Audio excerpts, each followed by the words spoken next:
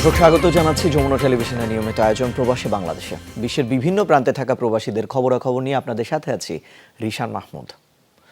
মালয়েশিয়ায় আটক হয়েছেন বিএনপি নেতা ও ঢাকার সাবেক ওয়ার্ড কমিশনার এম.এ. কাইয়ুম। শুক্রবার অবৈধ অভিবাসনের অভিযোগে আটক করা হয় তাকে। পুলিশ জানায় আটককৃত কাইয়ুমের পাসপোর্ট বাতিল হয়ে গেছে, যে কারণে তিনি এখন আর বৈধ অভিবাসী নন। পরে তাকে আমপাংয়ের একটি থানায় রাখা হয়েছে।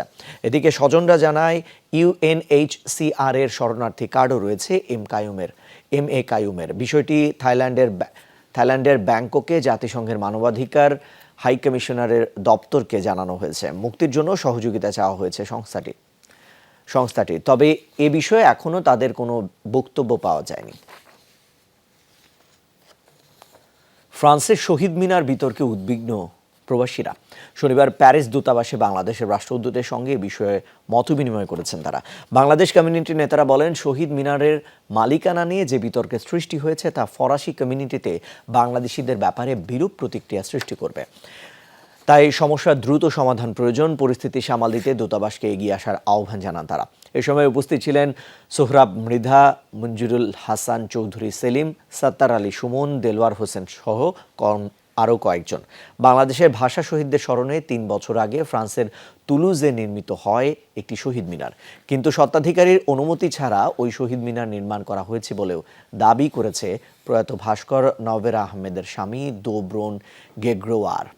এজন্য তিনি উকিল নোটিশ পাঠিয়েছেন শহীদ মিনার নির্মাণের সাথে জড়িতদের বিরুদ্ধে। এমনকি তাদের বিরুদ্ধে মামলার হুমকিও দেওয়া হয়েছে বলে জানান কমিউনিটির নেতারা।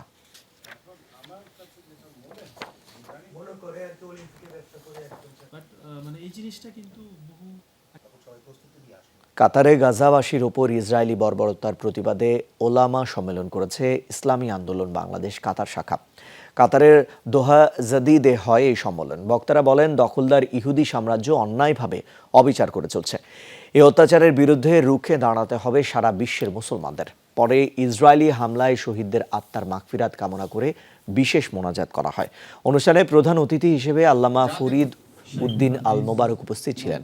ভারপ্রাপ্ত সাধারণ সম্পাদক হাফেজ এহসানুল হকের পরিচালনায় ও সংগঠনের সভাপতি শায়েখ আব্দুল বাতেনের সভাপতিত্বে আরও উপস্থিত ছিলেন জাতীয় ওলামা মাশায়েখ আইম্মা পরিষদ কেন্দ্রীয় সদস্য শায়েখ আব্দুল হালিম, কাতার বিশ্ববিদ্যালয়ের গবেষক হুসাইন মোহাম্মদ নাইমুল হক সহ অন্যান্যরা। দর্শক, এই ছিল প্রবাসী বাংলাদেশে। এতক্ষণ সাথে থাকার জন্য সবাইকে ধন্যবাদ।